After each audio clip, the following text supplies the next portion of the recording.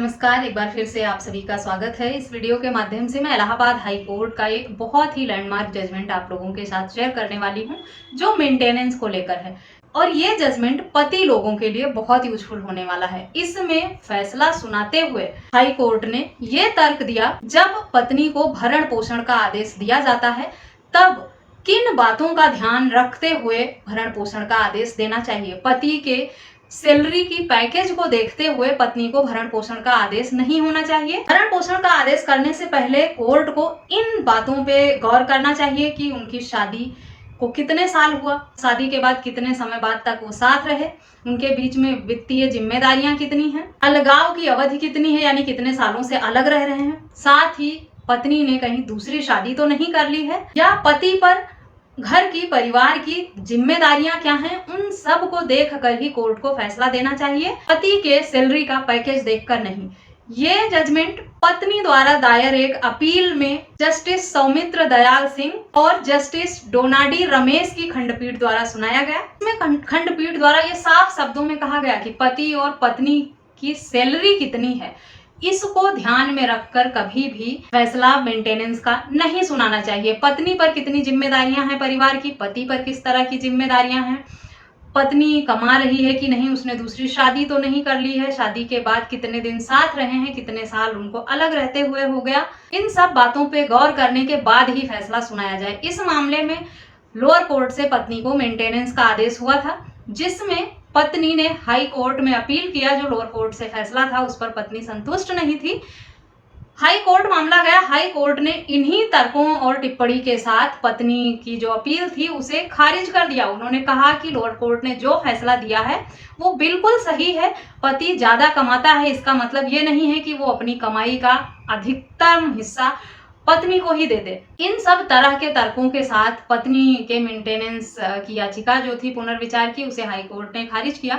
Detail में जानते हैं क्या था पूरा मामला और पक्षकारों के बीच में क्या विवाद था, कब शादी हुई और किन तर्कों के साथ हाई कोर्ट ने इस तरह का फैसला सुनाया। इससे पहले डिटेल में मैं जानकारी शेयर करूं इस जजमेंट पर, आप लोगों को रिमाइंड करा दूं, अगर मेरे चैनल पर नए हैं, अब तक सब्सक्राइब नहीं किया है तो प्लीज सब्सक्राइब करके बेल आइकन को जरूर प्रेस करें, ताकि इस तरह की और भी इंफॉर्मेटिव वीडियोस आपको घर बैठे मिलती रहें। इस मामले में पक्षकारों की शादी 1993 में हुई थी और 94 में दोनों अलग हो गए थे, जिसके बाद 95 में पत्नी द्वारा सीआरपीसी 125 का केस किया गया था और बेटी के लिए भरण पोषण की मांग की गई थी मेंटेनेंस की, जिस पर कोर्ट द्वारा 500 रुपए प्रति माह गुजारा भत्ता बेटी के लिए देने का आदेश हुआ था। 2000 में पत्नी ने फिर से मेंटेनेंस को बढ़ाने का आवेदन किया, जिस पर 2000 रुपए प्रति माह मेंटेनेंस कर दिया गया, जिसमें 1000 रुपए प्रति माह मेंटेनेंस किया गया। उसके बाद पत्नी 2011 में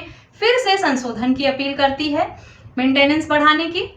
2500 रुपए प्रति माह का आदेश हुआ और 1000 रुपए एक मुश्त देने का आदेश कोर्ट द्वारा दिया गया। इस मामले में पक्षकारों के बीच में तलाक 1999 में हो गया था और तलाक के समय 38,000 रुपीज एक मुश्त देने का आदेश हुआ था। उसके बाद 1,40,000 रुपए पत्नी को परमानेंट एलिमनी के रूप में आदेश दिया गया था, जिसके बाद पत्नी ने हाई कोर्ट में अपील किया था। इस मामले में पत्नी को 3 बार संशोधित करके बच्चे के लिए मेंटेनेंस का आदेश दिया गया था और एक मुश्त गुजारे के लिए भी और एक मुश्त एलिमनी के रूप में भी 1,40,000 रुपए और 38,000 रुपए कोर्ट द्वारा दिलाए गए थे।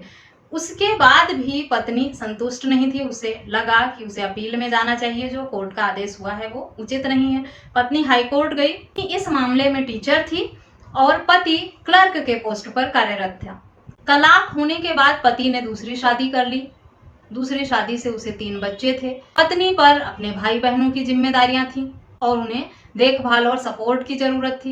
इन्हीं सब बातों को ध्यान में रखते हुए, साथ ही इस बात को हाईलाइट करते हुए कोर्ट ने फैसला सुनाया कि पक्षकारों के बीच में जो शादी है वो बहुत ही थोड़े समय के लिए थी। उसके बाद उन्होंने तलाक ले लिया था। तलाक के बाद पति ने दूसरी शादी की, उस पर बच्चों की और परिवार की जिम्मेदारियां आ गई, इसीलिए उस पर इस तरह से दबाव बनाकर और मेंटेनेंस का बोझ नहीं डाला जा सकता है। जो भी लोअर कोर्ट का फैसला हुआ है वो पर्याप्त है और पत्नी एक शिक्षिका है, खुद भी कमा सकती है, सेल्फ डिपेंडेंट है वो। बच्चे के लिए कोर्ट द्वारा जो आदेश दिया गया है वो उचित है, इसमें किसी भी तरह के दखलंदाजी की या बदलाव की जरूरत नहीं है। और इस तरह की टिप्पणी करते हुए हाई कोर्ट ने पत्नी की याचिका को खारिज कर दिया। इस जजमेंट का लिंक आपको वीडियो के डिस्क्रिप्शन बॉक्स से मिल जाएगा, वहां से पढ़ सकते हैं। और अगर आपका मामला भी इसी तरह से संबंधित है तो आप अपने मामले में इस जजमेंट का यूज करके मेंटेनेंस केस में राहत भी पा सकते हैं। अधिकतर मामलों में यही समस्या है कि पत्नी कमा रही होती है, अच्छा कमा रही होती है, लेकिन मेंटेनेंस लेने की पति से कोई लिमिट नहीं है। सोचती हैं पत्नियां कि ज्यादा से ज्यादा मेंटेनेंस का आदेश हो जाए और पति सोचता है कि कम से कम मेंटेनेंस का आदेश हो, क्योंकि जिसे पैसे पाने हैं, मिलने हैं, वो तो चाहेगा कि उसके पास जितना अधिक पैसा होगा वो आसानी से अपनी ज़रूरतें पूरी कर सकेगा या वो और अच्छे से खर्च कर सकेगा। पर जिसको देना पड़ता है अपनी सैलरी से, उसे भी तो अपने घर परिवार की जिम्मेदारियां और उसे भी तो अपने घर परिवार की और अन्य जिम्मेदारियां निभानी होती हैं। इसीलिए मेंटेनेंस के मामले में बहुत अलग अलग तरह के जजमेंट आते रहते हैं हाई कोर्ट और सुप्रीम कोर्ट के। इस मामले में भी पत्नी को मेंटेनेंस का आदेश नहीं हुआ। बच्चे के लिए 2500 रुपये प्रति माह का आदेश कोर्ट द्वारा दिया गया था, जो हाई कोर्ट को भी पर्याप्त लगा और किसी भी तरह की दखलंदाजी नहीं हुई उसमें। आशा करती हूँ इस जजमेंट से आप लोग कुछ लेसन लेंगे और इस जजमेंट का हवाला देकर आप अपने मामले में राहत भी पा सकेंगे। वीडियो अच्छी लगी तो चैनल को सब्सक्राइब करना, अधिक लोगों के साथ शेयर करना बिल्कुल भी ना भूलें। इस वीडियो में बस इतना ही, मिलते हैं नेक्स्ट वीडियो में, तब तक के लिए थैंक यू एंड बाय।